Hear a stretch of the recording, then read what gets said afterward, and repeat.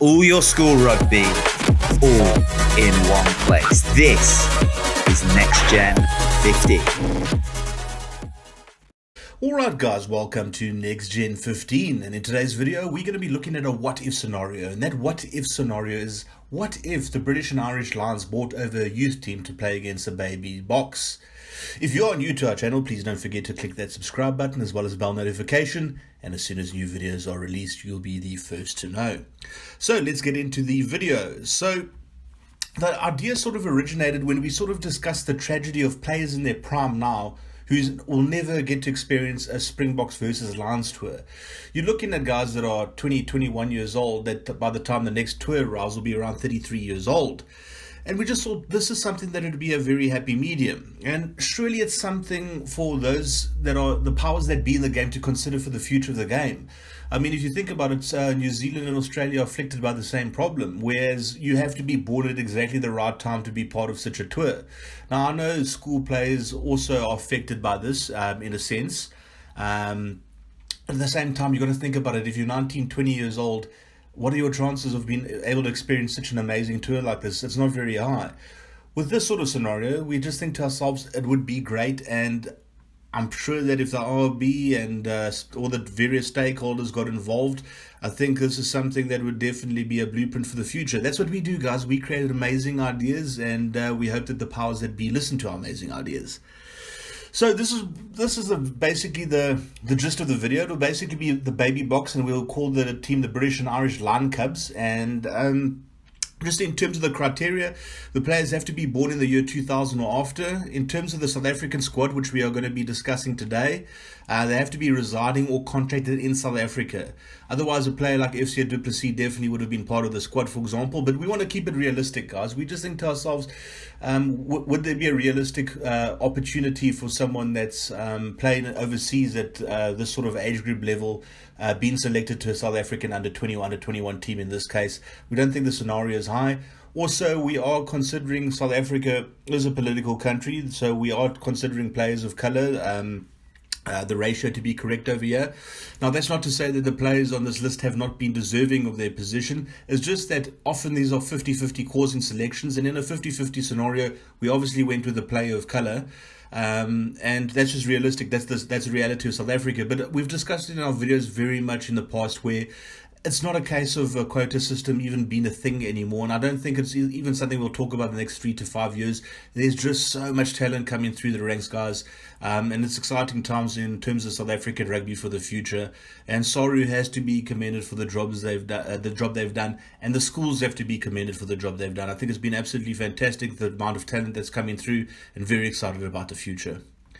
So the squad composition, we're going to keep both squads. Angus will basically be doing the British and Irish Lion Cubs squad in the next video, and this is what the squad composition will look like from their perspective. So we just thought to give you guys a full breadth of idea of the talent available in both countries/regions, that this is what the squad composition would be the same.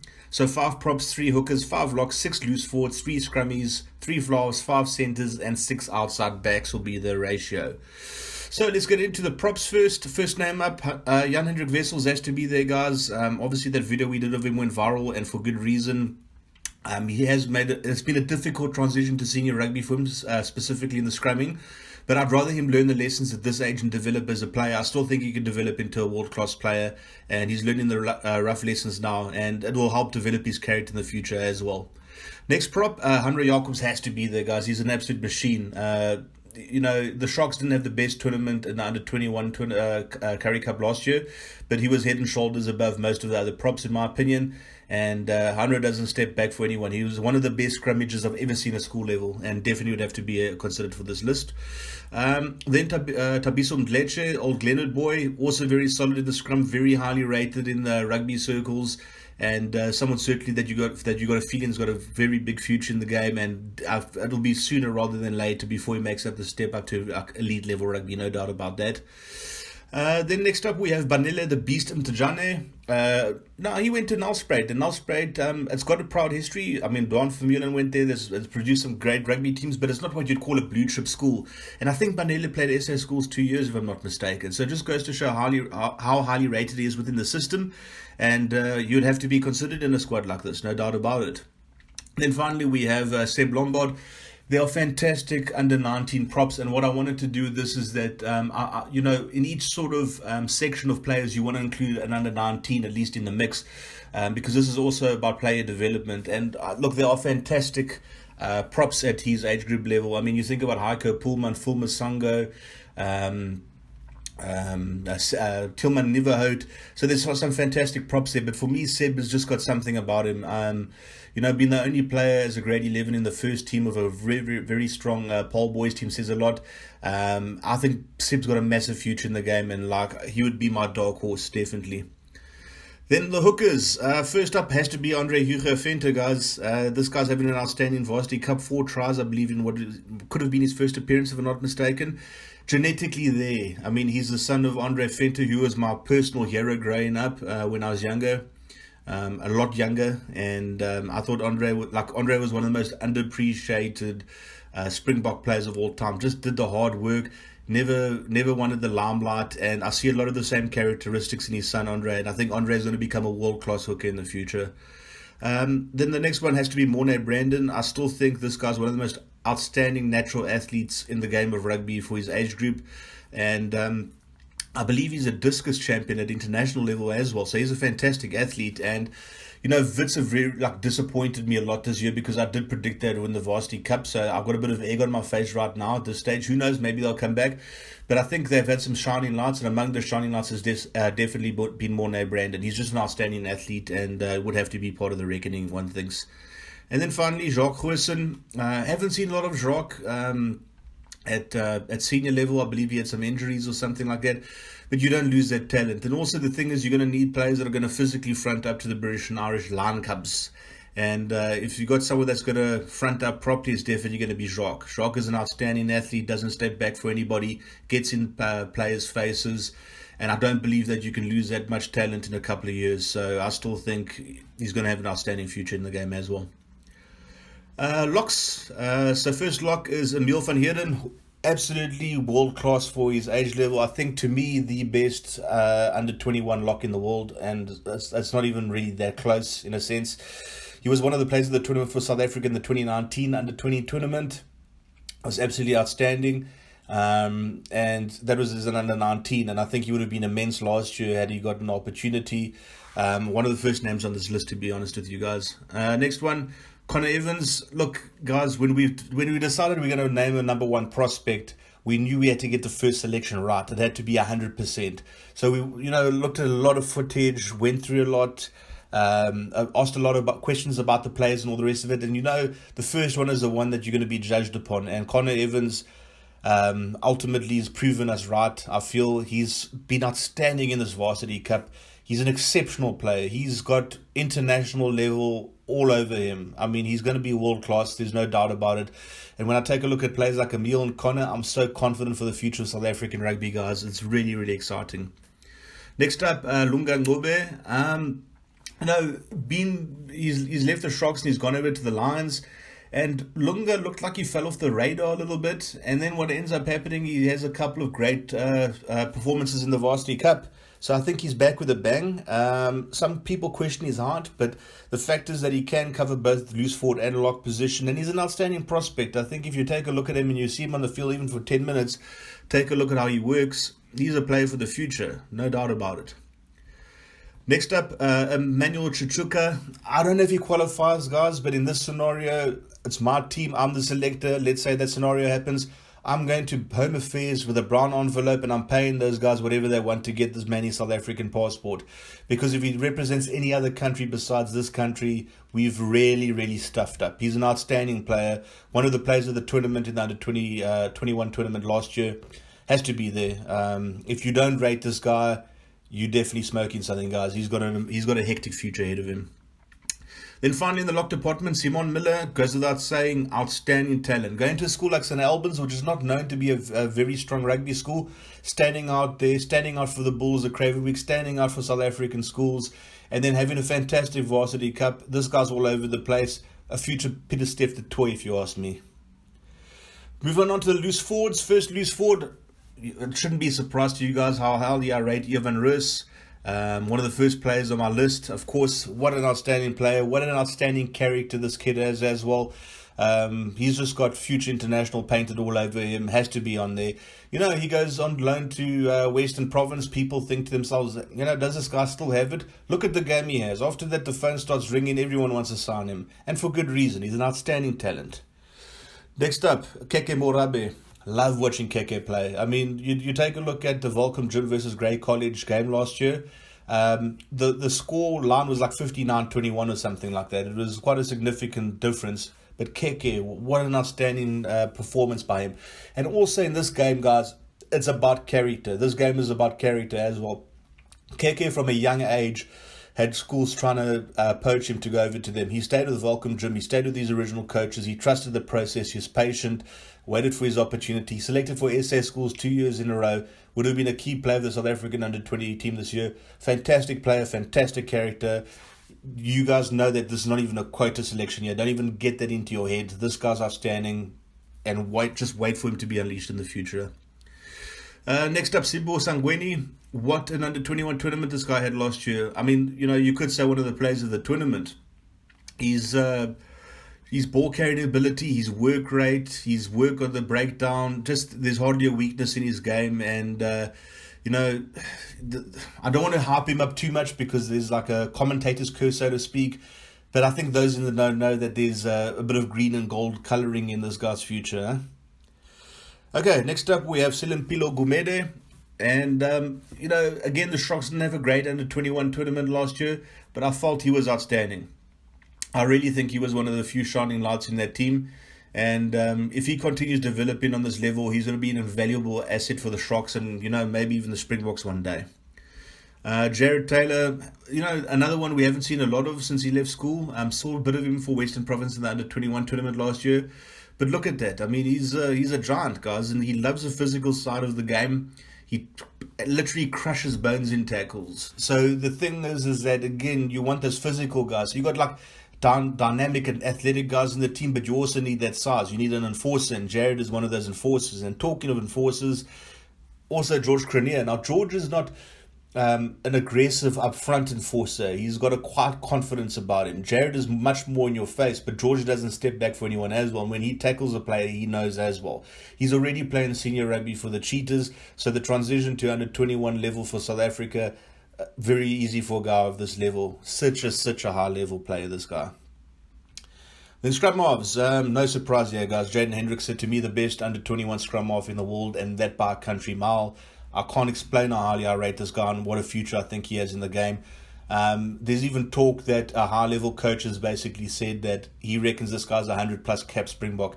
I think it's just not a question of if he'll become a Springbok, but rather when he'll become a Springbok. Distribution is amazing, could pass crisply with both hands. Tactical kickings there, can kick for posts. There's nothing in this game that's weak, really, guys. He just needs a little bit more experience, but watch, he is going to become a world-class scrum half. And I'm telling you now, he's going to become a Springbok legend if he carries on the way he's developing. Next up, Tom Bursey. Tom, I remember the first time I saw Tom. It was in 2017 when Selborne beat Grey College, and there was just something about this young guy's game that really stood out. He came on as a reserve, or actually I think he was a third string player, and he actually scored the winning try in that game. And the next year he ended up playing SA schools. Very, very intelligent rugby player, also able to kick tactically, kick for posts. So he's also got a great all-round game, and it's something that will complement Jaden as well. And then for my last scrum off, I had to think of someone that doesn't fit the same profile. Someone a bit outside of the box, someone a bit dynamic. And who else but Bobby Alexander, guys? I love watching Bobby play. As soon as he steps on the field, everyone's spirits lift up. He's got such a great game, such a great attitude about the game, all over the field. and would have to be a part of the squad. You know, he'll lift up the entire spirit of the squad, like I suggested, and just his all-round playing ability is absolutely fantastic. Bobby's got a massive future in the game as well. Moving on to fly-offs. First fly-off, Jean Mostert. I think he had a very, very respectable under-21 tournament last year. I think if he had a lot more support from his team, I think he would have stood out even more. But he is an outstanding prospect. At school level, I think one of the best fly-offs I've seen at school level, guys. He was dynamic. Every time he got the ball, he looked like he could make something happen. And he's still got that talent, there's no doubt about it. Then Kate Volhitter has to be there. Comes back from France, gets thrown in the deep end in the green versus gold game. Cross kick over the post from a corner. Outstanding prospect. If the rest of Kate's game can catch up to his goal kicking, he's going to be like a Dan Carter level player, guys. The thing is, I'm not saying that the rest of his game is weak. I'm just saying that his goal kicking is that advanced that if the rest of his game can catch up to that level, he's a 10 out of 10 when it comes to, he's a 12 out of 10 when it comes to goal kicking. So if the rest of his game can go up to that level, he's a Dan Carter type player. I mean, he's absolutely outstanding. Next one, Sashim Gomozulu. You guys know, it's no secret, I'm a massive fan of this kid's talent. I'm a massive fan of his attitude. Some people say, he seems a bit arrogant. It's not arrogance, it's called swag, guys. He's on the field, he's got the attitude, he's got the confidence. You take that away from him, he's not the same player. He's got the X factor. I think the thing I like most about Sash's game is his distribution. I mean, that guy, just his passing is so crisp and clean and puts plays through the gap. He makes his outside backs and centers look 10 times better than they are. And his cross kicking's there, everything's there. It's going to be such a headache to choose between these two for the fly-off position. One of them's going to have to move to fullback because you just know that, both of these guys are future international level players. So it's just a question of where they're going to play. So next up, we got the centers. First center, Henko van Wyk. Guys, just did a video of him. 35,000 views in a week. There's a lot of demand for this guy. We don't do recruitment. We don't do that type of thing. But I can't tell you, especially with this guy, I've been getting messages from Japan, from France, from England, from America, from places that you'd never think. And everyone asks, how do I get hold of him and all the rest of it? And it's like, look, we're not a recruitment thing. He has his agent's name. He has his agent's details. Have fun. You know what I mean?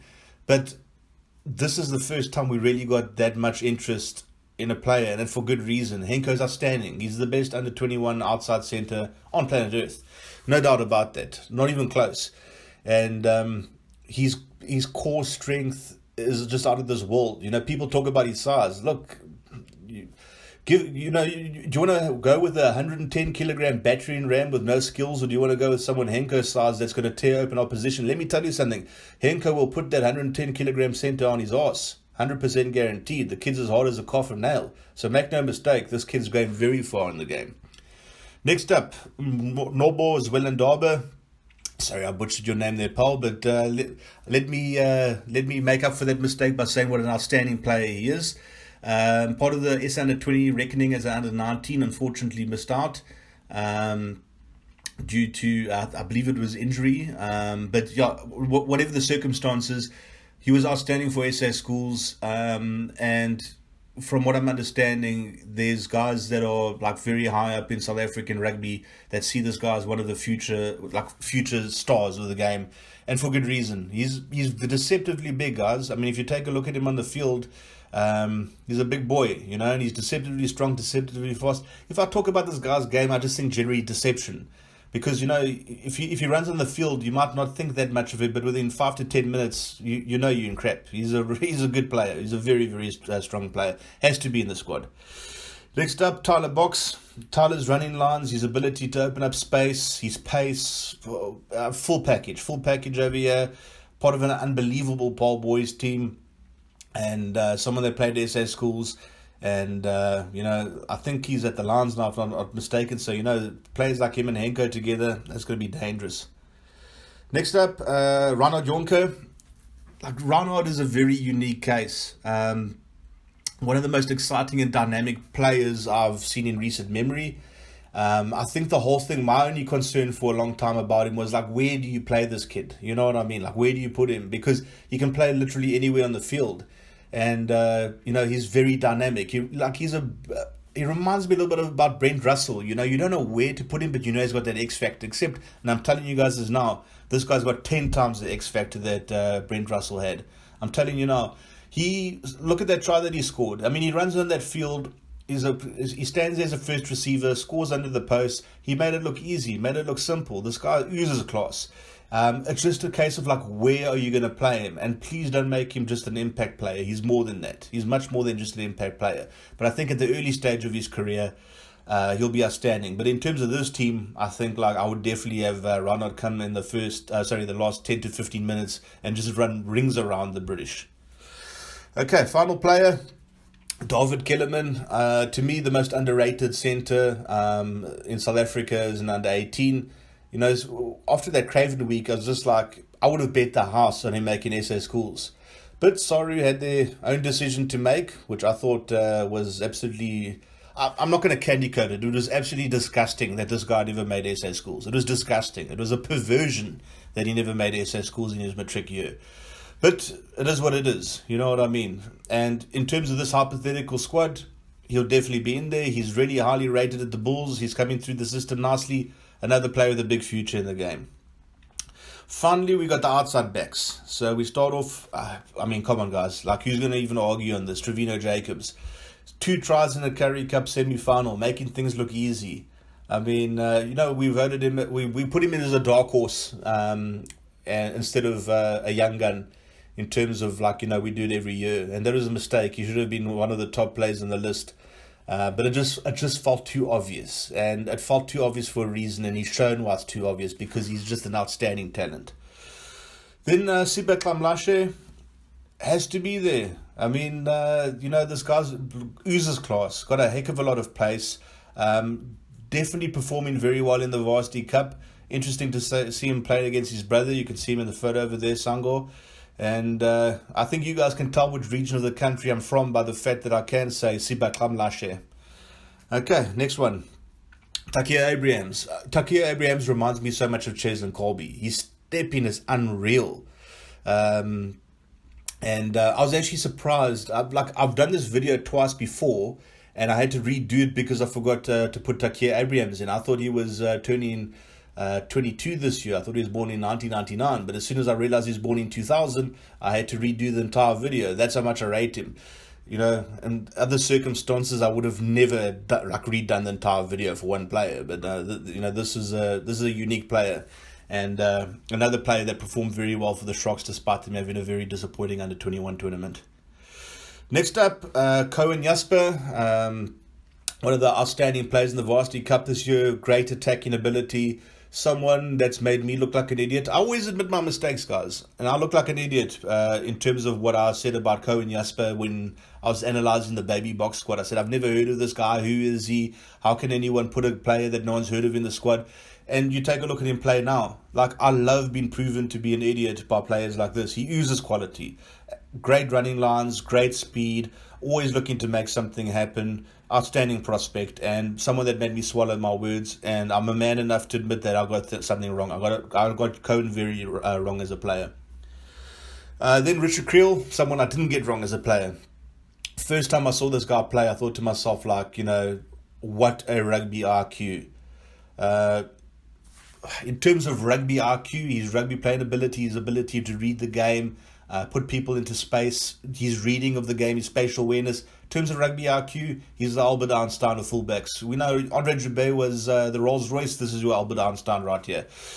Outstanding player, guys. Someone that you would have to say that, is definitely someone that's in contention for future international honours. What a player, and very down-to-earth character as well. His teammates have nothing but good things to say about him, which, believe it or not, is very rare. A lot of the time you ask teammates about a player because you want to gain some insight into him for these videos. Sometimes oaks don't speak very nicely about each other, but everyone has good things to say about Richard, which I think shows a lot about his character as well. And to be honest with you, he'd be one of the leaders in this team, in my opinion. Then Ngia Selengbe, and it's another case, myself and Ngia and Emmanuel would all be down at Home Affairs with a brown envelope. I'd pay those bribes and I'd get the passport. So I don't know if he qualifies for South Africa, but trust me, if I'm the selector and this is my team to take on the British and Irish Lion Cubs, Ngia's getting that South African passport. I don't care if it has to be forged, he's getting that passport. What an outstanding player.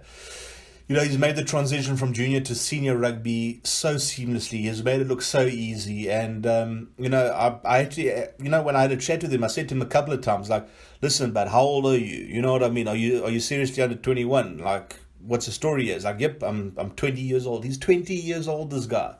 Running line's unbelievable, power, everything. He's definitely a future international, guys. Definitely a future international. And I just hope Springbok Rugby looks after him, because they've got a very special talent on their hands over here. Anyway, thanks a lot for taking the time to watch this, guys. Video, guys. Let me know what you think about this initiative. Do you think it's something that would work, or do you think it would be you know, something that wasn't financially feasible? Also, we have to consider, what about the other fixtures they play? I mean, would they have to play against the Sharks under 21? Would they have to play against the Bulls under 21? How do you think the whole thing would work? Are there any players you think are left out? I definitely have left out players, because, I mean, let's be honest, there's a hell of a lot of talent in this country, and it's highly likely I left them out. So let me know in the comment section down below who you think we left out, and whether you think an initiative like this would work, and whether they should be doing this in New Zealand and Australia as well. As always, have a fantastic week further. Cheers. Bye.